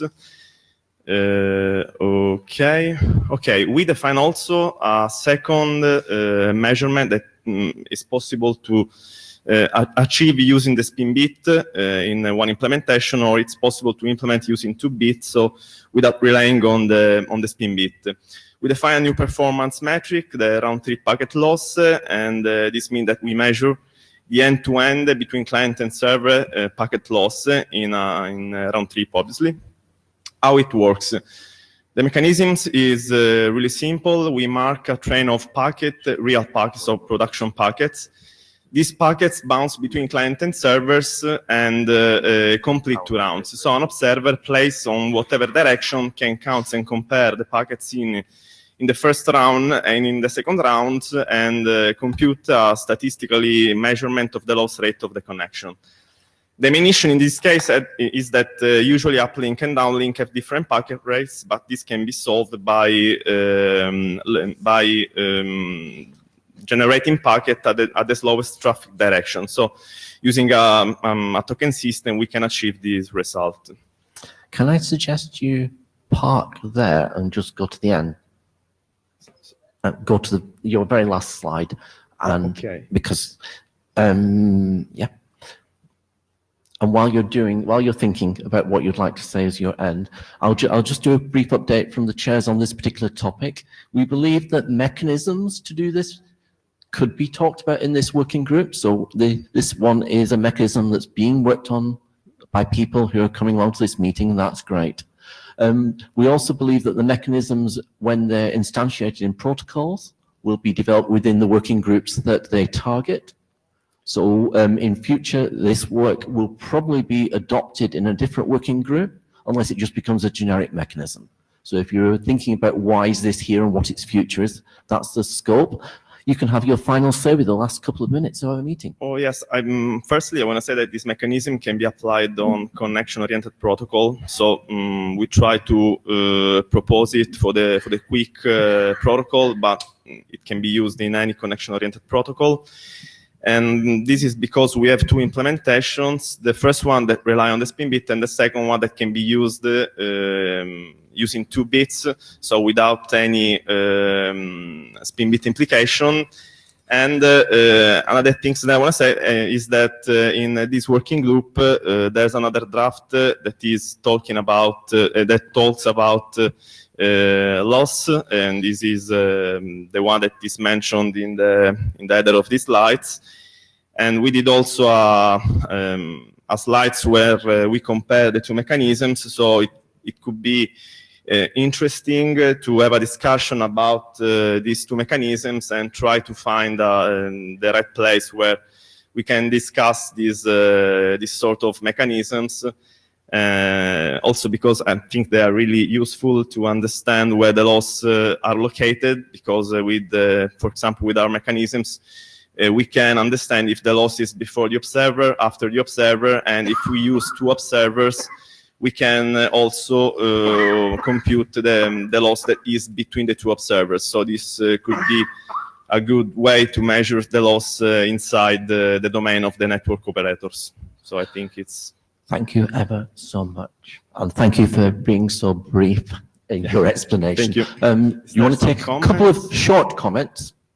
Go. Eric Kinnear. So I will skip past a lot of the other discussion that we've been having elsewhere anyway. But the 2 things I wanted to say are, first, I thank you for doing this. I think these are interesting measurements to be able to gain. And secondly, I would be much more interested in a generic way to do this rather than trying to push this into each and every protocol that it needs to do. So this kind of feels like the right place to discuss it. And that's an interesting comment. Thank you. Brian? Brian Trammell, co-chair IPPM, here to agree with and contradict Eric at the same time. I think that there's a question as to, so we have a history of looking at generic mechanisms for these sorts of things in IPPM, so the IOEM work is exactly the same sort of thing. I think that in any case, it's a lot of the same people in the same rooms, right? So TSVWG needs to be apprised of this work as it goes forward, because that's where the details of these encapsulations are going to work out when you actually bind it to a transport protocol. But we'd also be happy to see this work in IPPM. Okay. And adding back, just to illustrate how hard this is, IPPM is the right place to decide what the metrics are, because the expertise lies there.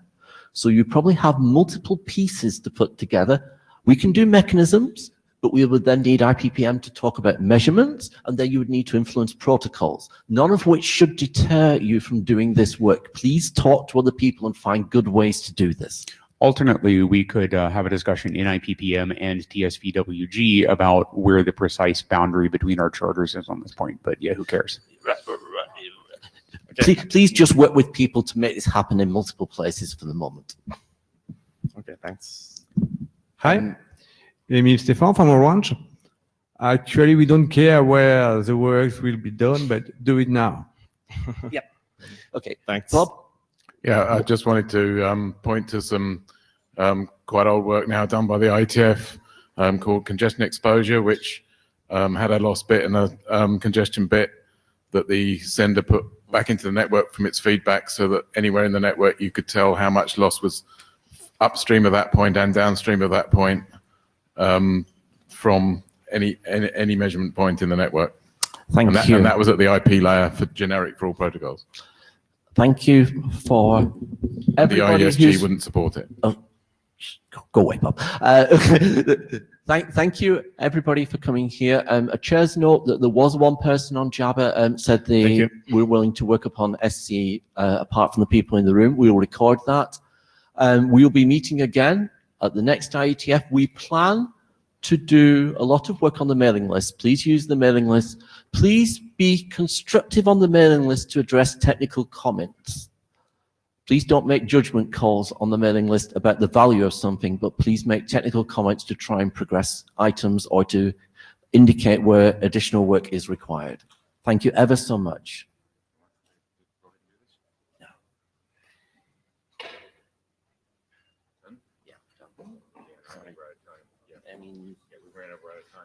Well, there'll be no time to discuss, that's the issue. Yeah. All right, try. Yeah.